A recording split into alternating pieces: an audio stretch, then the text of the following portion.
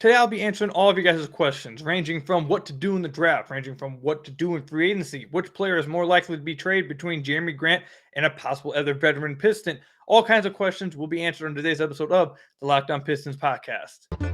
You are Locked On Pistons, your daily Detroit Pistons podcast. Part of the Locked On Podcast Network. Your team every day.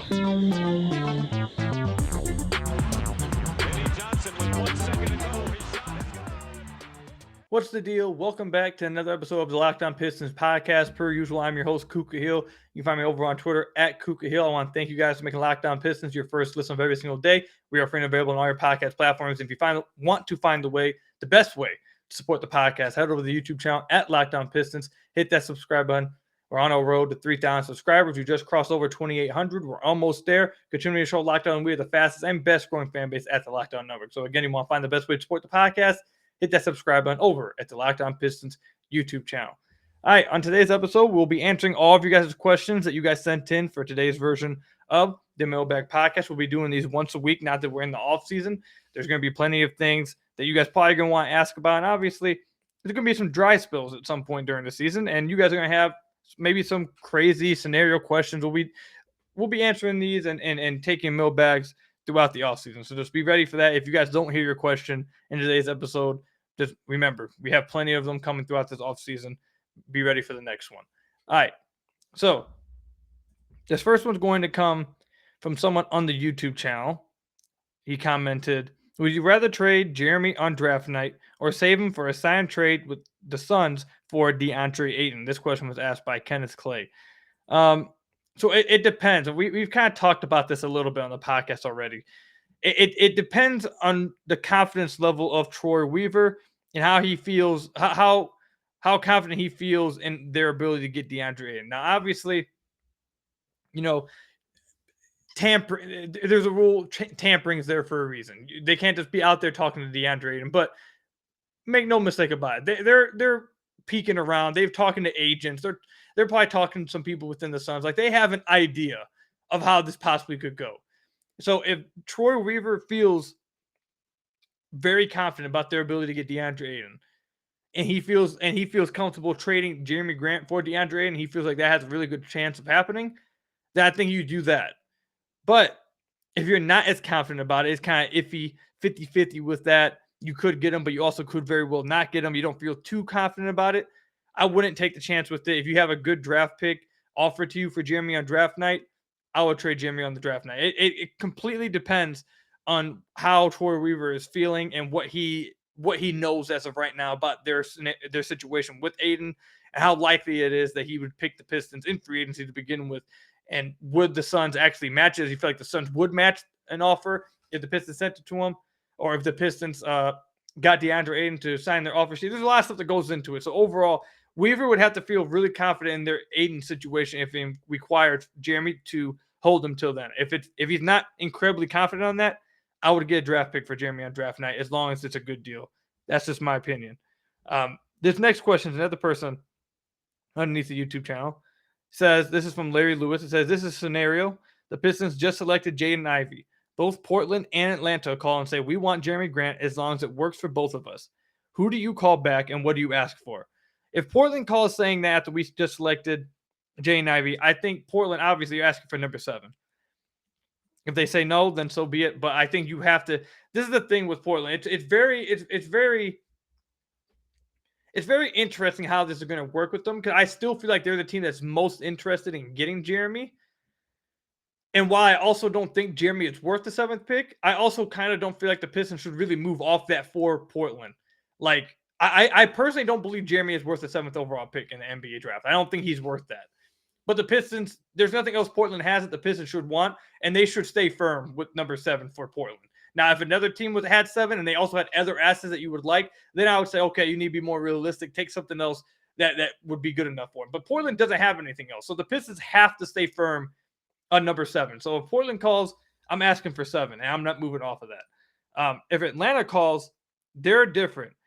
I would look at 16 and Kevin Huerter.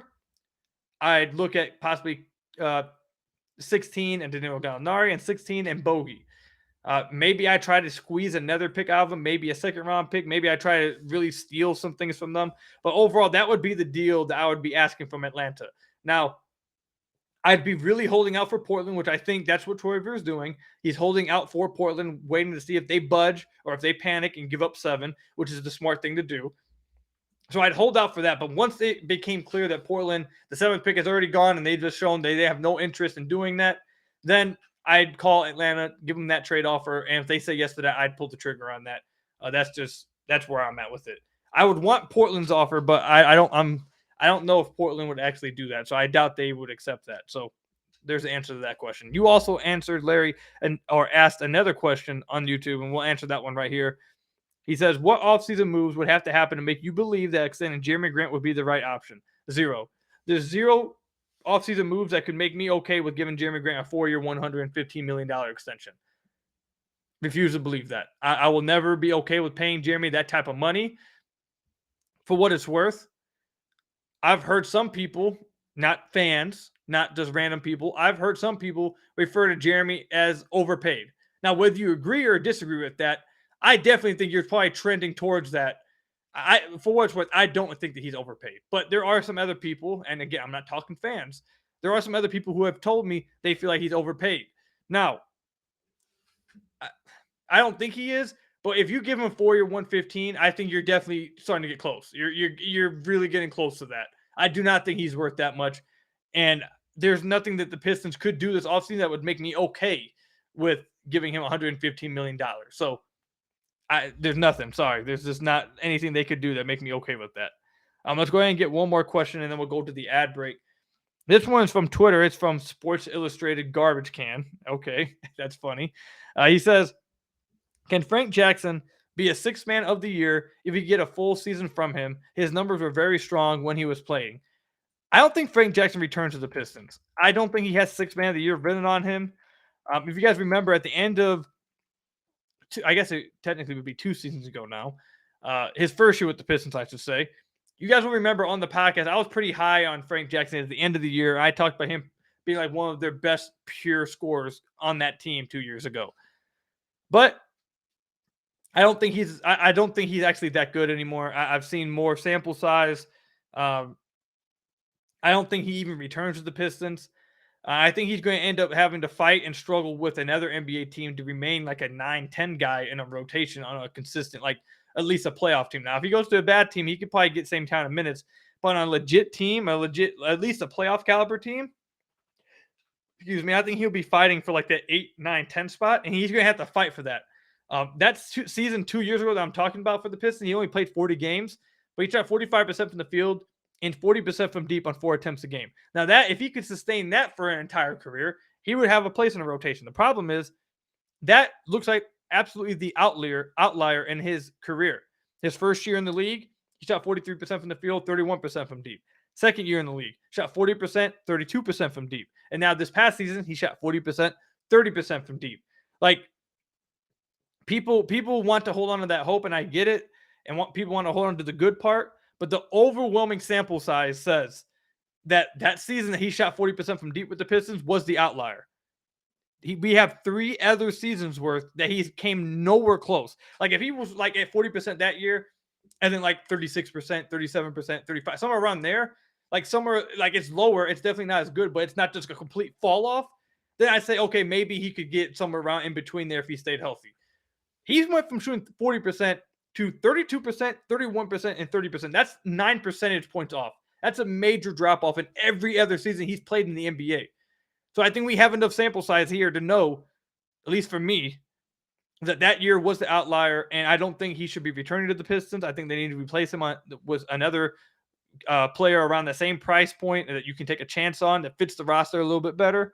It'll be interesting to see if another team's interested in him and what his role is on that team, because if he's not shooting a high percentage from deep and a high percentage on the floor and scoring a lot of points efficiently off the bench, I don't see how he'll last in the NBA. But yeah, I don't think he has sixth man of the year written on him at all, and I don't think the Pistons should bring him back. So if that answers your question right there. So when we come back, we'll answer all the other questions that you guys sent in. And again, if you don't hear your question answered, or if you want to see your question answered, on the podcast, you've never asked one before, you can comment in one of the YouTube section, one of the YouTube videos in the comment section down below, or you can tweet me over at Kukahil if you're watching this on the podcast version. Just make sure you put hashtag mailbag if you're just doing it randomly, so I know what you're asking it for. But before we get into any more questions, I have to tell you guys about one of our sponsors, BetOnline.net. BetOnline.net is your number one source for all your sports betting needs and sports info. Find all of the sports developments, league reviews, and news, including this year's NHL playoffs and Major League Baseball. BetOnline is a continued source for all your sports wagering information, including live betting, esports, and scores. And BetOnline.net remains the best spot for all your sports scores, podcasts, and news this season. BetOnline.net is the fastest and easiest way to check in on all your favorite sports and events, including MMA, boxing, and golf. Head to the website today or use your mobile device to learn more about your trends and action today. And I hope you guys listen to me. We were looking at BetOnline.net before the end of the finals, and the Warriors were plus 148 to end the series in Game 6. I told you guys to take that over at BetOnline.net. They ended up doing it. You guys would have won. You guys would have got yourself some nice cash listening to me. So I hope you guys did that. But that's the kind of thing you can do over at BetOnline.net. They got baseball. They don't have NBA, obviously, right now, but they do have odds to win the championship with the Warriors repeating at the highest odds, plus 450. Boston right behind them, and then the Clippers behind them. So you can get in on that if you're interested. You got boxing, football, golf, hockey, martial arts, soccer, the 2022 World Cup, tennis, all kinds of things. Make sure you're checking out BetOnline.net again to keep track with their trends in action today. BetOnline, where the game starts. So I want to thank you guys again for making Locked On Pistons your first listen of every single day. We are free and available on all your podcast platforms. And if you haven't already, head to our YouTube channel at Locked On Pistons. Hit that subscribe button. It's the best way to support the podcast. I would really appreciate it. So again, head over to the Locked On Pistons YouTube channel and hit that subscribe button. So one of you guys sent this question in. By the way, I told you guys the Warriors are going to win. I told you guys, some of you guys were starting to get off at me, so I act like, the Warriors about to lose. I told you, you're wrong, blah, blah. I told you that meant Steph Curry built different. He was going to win. But one of you guys trolled. It really started to mess with me. And when I asked for some questions for the mailbag, one of you guys were like, which phrase should Ku start using instead of quote unquote fair enough? And you just put a bunch of different things that I could use. You said, I see what you mean. I see your point. Point taken. That's a fair point. That's valid point. And listen, man, every talking head has their own saying. Stephen A says that's blasphemous. You can go down the line. Okay. Mine is that's fair enough. I say fair enough nonstop. You're not going to get me to stop saying it on the podcast. I say it all the time. It's literally part of close to, I'd say damn near every conversation I have with my friends. So it's just like, that's just mine, man. It is what it is. I don't see what's wrong with it. What's wrong with fair enough? So it's what it is. That's something that's going to keep happening. And one of you guys actually did go down there and defend me and say, just keep using it. I appreciate it. But let's go ahead and keep answering some of you guys' questions. Just want to poke some fun at someone that commented that. This one is from, and this is I respect you for openly admitting this, but the name is Delusional Pistons Fan on YouTube. Says, with Golden State winning the championship without James Wiseman, do you think they would be more willing to trade him? If so, what do you think the Pistons have, if anything, they would want besides Cade? All right, so I'm going to go ahead and spoil this. Now, if you guys didn't listen to the last episode on Friday, that was completely the first 1 through 6 picks of the Ultimate Mock Draft. Make sure you guys are listening to that. But you guys will see who I picked. I picked Shane Sharp. But I told you guys for a while now that I had been trying to trade Jerami Grant during that mock draft, and I was never able to do it. I just couldn't get anything going. I couldn't get a team to agree on anything. And one of the first teams that reached out to me, and one of the first teams that I started talking with, was Golden State. And it was to try and get James Wiseman. And I asked them, hey, is Jerami Grant of interest to you for James Wiseman? Is there something on the Pistons that you'd like for James Wiseman, the dude over the host Locked On Warriors? Was like, absolutely, let's talk. And the problem that we ended up coming to, and I think the problem every team's going, or at least the Pistons are going to have with the Warriors, and I think the Warriors are going to run into this a lot if they try to trade James Wiseman, is that they are extremely over the cap. Their tax, I don't even know like the exact math of it, but they're paying by far the biggest bill in the league. So they can't take on any salary. You either have to take on some of their salary or you have to match it to a T. And the Pistons just don't have that for James Wiseman. The core piece of that, I'm assuming, would have to be Jerami Grant.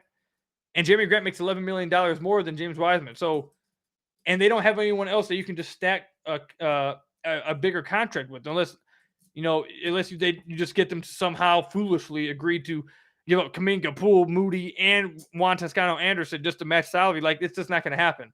So that was the problem that we ran into. We weren't able to match salary, so I don't see how it's even possible I don't think the Pistons will have a chance to get Wiseman. And Wiseman is shot by the Warriors. I think that's something that's going to be fun to watch, but I'm really interested to see how the Warriors will be able to do that, because you have to get the salaries to match. And likely whoever you're trading, if they end up trading James Wiseman, whoever they're trading it for, you assume it's for someone that's probably going to be making more money than them. Someone that's like an all-star or something, or close to an all-star. So I don't know. The Pistons can't do it. I don't see a way they could possibly do it unless they get a 3-teamer going on. But outside of that, it would be extremely tough for them to get James Wiseman from the Warriors. Next question is also on YouTube. This one's from Kyle Frisinger. I hope I said your name right. He says, will the Pistons try to sign DeAndre Ayton to a max contract in free agency, or will they have to do a sign and trade? And how would you feel about both giving up additional assets and paying a larger max contract? So I got some heat lately for my opinion on what the Pistons should be doing. So I'm going to give my answer here. It's going to answer your question, but it's also going to go a little bit broader. So there's only one free agent in this free agency that I am okay with the Pistons overpaying for and spending big money on, and that is DeAndre Ayton. So if they want to give a max contract to DeAndre Ayton, I'd be cool with it. So to answer that question, yes, I'd be fine. If they want to give him a max contract, I'd be all right with that. He's the only player in this free agency that I would even consider doing it for. However, I am also not completely opposed to the Pistons seeing how deep and how great next year's draft class is, seeing that they're only in year 2 of the rebuild, and saying, you know what, we'll get some guys that maybe fit the roster a little bit better to keep the offense from looking historically awful like it was last year. Get a better center that can, or not even a better, even if you guys want to say the guy isn't better than Stu, someone that is just a vertical lob threat in the starting lineup at center. Get someone who shoots better next to Cade, like a Gary Harris type or someone who's not going to block minutes, but also can be a better fit next to Cade on the offensive side. That's not going to win you like 10 extra games, but your team's going to look better. They're going to compete better, and you're going to be able to develop because the offense and everything fits better. So you may not win, like I said, extra 10 games, but guys are going to be able to develop because the roster at least makes sense. You'll be able to at least play and try to play well. Last year, for the majority of the season, they didn't have a chance. It didn't matter what you did. They just didn't have a chance because of the roster. So I would be okay with them going that route, winning maybe like 2 or 3 more games next year, seeing development from everybody, which I think is possible. You could see development from a lot of these guys. I still don't think it would make much of a difference in the standings wise and also in the lottery for them where they'll end up picking. That's just my opinion because of how deep the East is and how much better teams ahead of them will be. So I'd be okay with them just doing that, kind of, get a center, someone to fit better next to Cade, replace the team option guys, and then just go into the season like that. With the 5th overall draft pick, wherever you get back from Jerami, whether that's a 16th overall pick, and you can draft a big man, maybe the big man there at 16 or 12, wherever you trade Jerami to, is the starting center that I'm talking about. And then you go into next year, you lose games, you're a top 5, top 6 lottery odds, and you try to get a high pick. You try to get a high pick in this incredible draft class that's coming up next year. I think that would probably be their best route to go. But like I said, to answer your question, DeAndre Ayton is the only player that I'd be willing to give that kind of money to in this free agency. If they do that, I'd be cool with that as well. As far as it goes to sign and trade, if you get DeAndre Ayton to sign that max offer sheet, and the Sun says, listen, you can have him for that max offer sheet, but we want Jerami Grant, I would do it. I know a lot of other people have like this idea of, well, no, because then you're not actually getting value. You could just sign DeAndre Ayton outright. I don't look at it like that at all. DeAndre Ayton, the Suns hold control here. Like they will. It sounds like that they will max. It sounds like from what I'm hearing, from the reports that we're hearing, that they are more likely to match than people thought they were before. Now they may not do it, but before people thought he was just gone for sure. It sounds like that they're more likely than people thought before to match a contract. So if you're able to basically trade for DeAndre Ayton, which is what it will be. I don't get the value stuff, but if you can basically trade for DeAndre Ayton by giving up Jerami Grant, I would do it. But again, I also would be completely okay with basically just making minor improvements going into the next year, making the team a little bit better to where they can sustain a level of competence to where they can still develop the young guys, still end up at the top of the lottery somewhere around there, like top 6, top 7 lottery wise, and be all right. I think that would be okay with them. I think that would be a really good move for them. That's where I'm at. Let me know what you guys think about that in the comment section down below or over on Twitter at Kookie Hill. This one is from Brian Parsons on YouTube. He said, what is the most you would be willing to give up in a sign trade for DeAndre Ayton? Jerami and not much else. I'm not giving up a ton for him because I am giving him a max contract. And I feel like that would also, that's a little bit overpaying him, and I'm taking that off their hands. That right there is if I'm talking to the Suns, I'm letting them know, listen, I'm giving them the max contract. We know that you don't really want to do it. If I feel like that they're going to do it because they're up against the wall, I'll say, listen, I'll give you Jerami Grant. We're in the additional value is coming from you guys not having to pay him that max contract. So we'll take the max contract. We want him, and you can take Jerami Grant, and that's it. That right there is the end of that. That's as much as I'm doing. Obviously, if you have to do some minor other things to make it work, maybe like Frank Jackson or Hamidou Diallo, if you have to do something like that to make it work cap-wise, I think it would be fine cap-wise just like that. But I'm not as well-versed with all those little tiny rules that happen to pop up. But if you have to do something minor like that to make it work, then go ahead. But nothing of real value outside Jerami Grant. That's it. That's all I'd be willing to do it. And if they don't, then is what it is. When we come back, we'll finish off and answer the rest of your guys' questions in today's episode. But first, you guys have to hear from some of our lovely sponsors.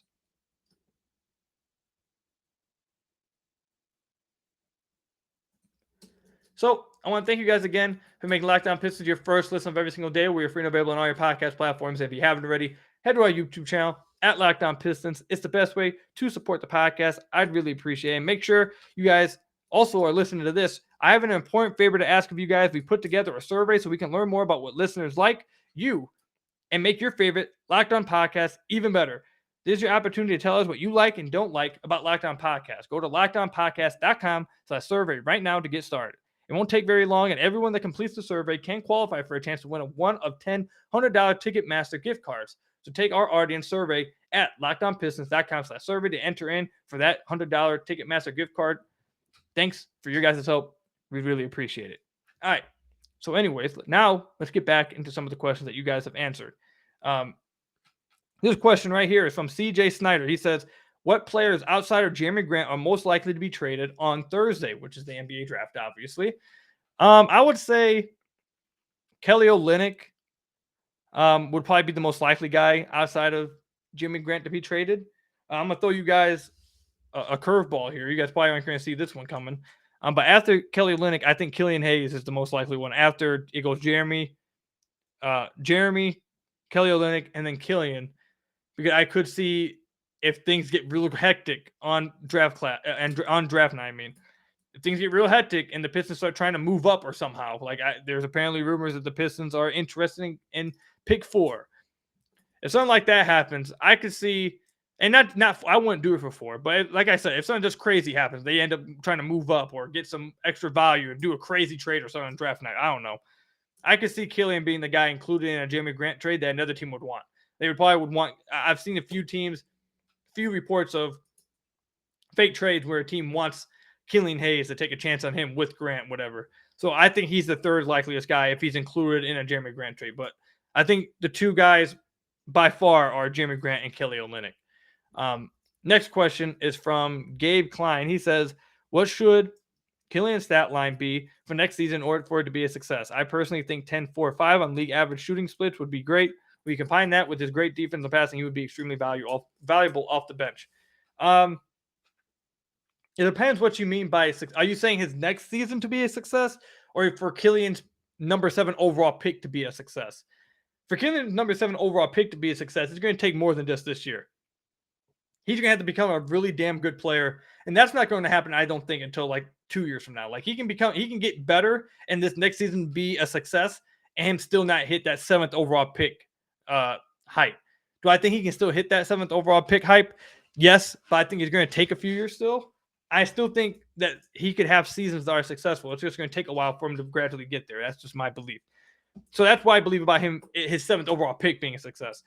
If you're saying what his next season would have to be in order to be a success, I think it would have to be close to, I'm assuming he's going to be coming off the bench. I don't think he's going to be playing a heavy minute total. I think he'll probably be around 25 minutes again this upcoming year. I don't think he's going to get the start. I don't think he's going to be given the same kind of – I don't even think he was given a lot of leash this past season. So I don't think he's going to get a lot next year. So I think it would have to be somewhere closer to 10-ish points, 9-ish points a game, 5 assists a game, 4 rebounds a game. I don't think those is what people will be looking at as much. If he gets more minutes and he starts scoring more, like 10 plus points a game, then that would be a major plus, and that would mean big things. But I think in the role that I'm seeing that the Pistons are probably going to put him in, where he's just coming off the bench and playing like 24 minutes a game, he's not, and they don't give him that type of leash to really do a lot. I hope that's not it. I really, really hope the Pistons give him a chance to become something this year. This is the year where they need to make their decision on him. So I think he needs to be given a leash, and they need to see what they can get out of him. I don't think he needs to be held back at all, but I don't think that's going to be the case. So in the scenario that I'm thinking, what people really need to be looking at is his field goal percentage, 3-point percentage, 2-point percentage, free throw percentage, and how often he's getting to the free throw line. So in order for it to be a success next season, he needs to be 40+% from field goal, his field goal percentage. He needs to be over 32% from deep, because through 2 seasons he's at 27 and 26%. So I think he needs to be over at least around 32%. If he's over 32%, he's hovering around 35%. That's amazing. But I think realistic improvement that you see from guys, it's gradual. You need to be at least 32%. His 2-point percentage this past season was 45. I want to see that around 48%, 49%. And free throw percentage, he needs to hover around 84%. And I want to see him get to the free throw line at least like 2 times per 36 minutes. Like that has to actually, you know what? Let's go look at what did he get? What was his free throw attempts per? Yeah. So per 36, he was averaging 1.6 free throws a game. I need to see his per 36 free throw attempts at least be like around 2.3 attempts a game. That would be an improvement for me and would call his season a success, because that would mean he took a step forward in every area. And with more opportunity, the better the numbers will then look. I don't think he'll have the opportunity for the numbers to blow you guys out of the water. What you guys need to be looking at is the percentages and how those things improve, because then that will signal with more opportunity, more minutes, and more touches, the numbers will then also go up, if you guys understand what I'm saying. I think that's pretty straightforward. Let's go ahead. I think I have 2 more questions. Where is that? Okay, this one is from Luis Jimenez. He says, do you think Shaedon Sharpe could start at small forward so Killian can also start at shooting guard, or do you think it would be better to start Sharpe at shooting guard and bring Killian off the bench, assuming both Sharpe and Killian develop into the projections? I don't think Sharpe could play small forward. I think it would be interesting, because there's beliefs about Sharpe on, like, there's 2 different sides. One side think he could come in and play still and develop, which I think for a team like the Pistons, it shouldn't matter if he's like not as good out the gate, because they're developing and they're in a rebuild. They shouldn't be worried about, Shaedon Sharpe isn't helping us win games right now, we need to bench him. No, that shouldn't be the concern at all right now. If it is, you're doing it wrong.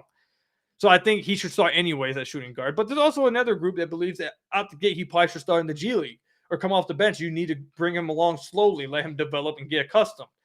Depending on where you land there, that will depend on if Killian should start at shooting guard or come off the bench. But if they were to draft Sharpe, but I think it's incredibly unlikely that they will, he would either start shooting guard or come off the bench. And in no scenario do I see him possibly being able to start small forward so Killian can start at shooting guard. Because then also that would mean you're moving Sadiq up to 4, which I don't think they want that to be his main position, even though he can play that in stretches. And it might actually be an interesting thing to see if he could play there more often and if that's better for him. But I don't think they want that to be his main position. So I really don't see that happening possible, or is that scenario being possible. Another question is from Abdulio Garcia. He says, would you trade Jerami Grant and Killian and acquire the number 4 overall pick? Is that a realistic offer? Do I think it's a realistic offer? Heck yes. I think Sacramento would really like that. At least in my opinion, I think they would like it. Would I do it? No. I think that's incredibly too much to move up 1 pick in a weak draft, according to people, especially when the Pistons are rumored to be really high on Keegan Murray, Dyson Daniels, Benedict Mathurin, guys that you don't need at number 4. I don't think whoever's going to be there for, whether that's Jaden Ivey, it's going to be Jaden Ivey. I don't think Jaden Ivey is worth trading all those assets just to move up 1 pick. If it was like, we talked about this a little bit like a few weeks ago before the lottery results. If it was Paolo Banchero, Chet Holmgren, or Jabari Smith, then I'd consider it if they're falling to 4. But Jaden Ivey, no, he's not worth that. It's not worth it. Absolutely not. But I see you went on to say, you've said that you think Killian will reach his peak with another team, so it'd be in Killian's best interest. Yeah, I mean, it could be. If Killian gets to a team that wants to rebuild and give him a chance to get to have a bigger role and let him mess up and continue to have touches and give him a lot of minutes. But I don't think Sacramento's in that position either. So if you want me to answer from a Killian perspective, it sounds like I don't think that would be great for Killian if he went to the Kings. Also, the Kings are the Kings. I don't think that would be great for anybody. I think there was just one more question I saw. I just lost it. Okay, right here. Are you going to be having a draft party? Oh, are you going to be at the draft party on Thursday? What draft party? Are the Pistons having a draft party at like Little Caesars Arena or something? I'm not aware. So no, I won't be at it. If that's happening, someone let me know in the comment section down below or over on Twitter, because I'm not aware if it is. So I will not be there, sadly. I think that would be actually pretty fun though. Did they do that? Actually, did the Pistons do that last year? I think they might have. I don't know. I'm losing memory right now. I can't remember. If they are though, you guys gotta let me know. But no, I won't be at any draft party. I'll be at home, ready to go live with Locked On to talk about whoever the Pistons draft, and I'll be going live immediately after the draft pick with you guys, like we did with the lottery. We'll go live on the YouTube channel. Last time it was a lot of fun. We had a lot of people in there. We were over like 200 viewers in the YouTube channel for that quick. It was like, what was it, like 20 minutes or so we were on there. It was a lot of fun. I had a lot of fun talking with you guys and answering questions and seeing how you guys feel. So we'll be doing that same thing after the draft pick. Number 5, we'll be going live for like 15, 20 minutes. So head over there, be ready to join in over there if you guys want to tune in and talk about how you feel about the draft pick. It'll be a lot of fun. But that's all I've got for you guys today. If you didn't have your question answered today and I somehow missed it, I apologize. Send it in again for next week. If you want to hear yourself on the podcast and hear one of your questions answered, again, just go on Twitter, put hashtag mailbag and ask your question, or go over to the YouTube channel, comment on one of the videos, put hashtag mailbag as well. Let me know that you're trying to get on the mailbag, and I'll try my best to get all of you guys' questions. Until the next time, I'll see you guys later. I told you guys the Warriors were going to win the championship. I was ecstatic. Steph's my favorite player ever, and I was ecstatic to see how emotional he was and see them win and him play well. Had a lot of fun. I was really happy on the Game 6 night. So I hope none of you guys were rooting for Boston. If you guys were, I don't feel bad at all. But until the next podcast, I'll see you guys later. Thank you for making Locked On Pistons your first listen of every single day. We are free and available on all your podcast platforms. If you haven't already, head to the YouTube channel at Locked On Pistons. Hit that subscribe button. It's the best way to support the podcast. And until next time, I'll see you guys later. Peace out, everybody. Go Pistons. And everyone, just relax. I see a lot of you guys freaking out about the draft coming up. It's 5 days away. Just it's going to be all right. I'll see you guys later.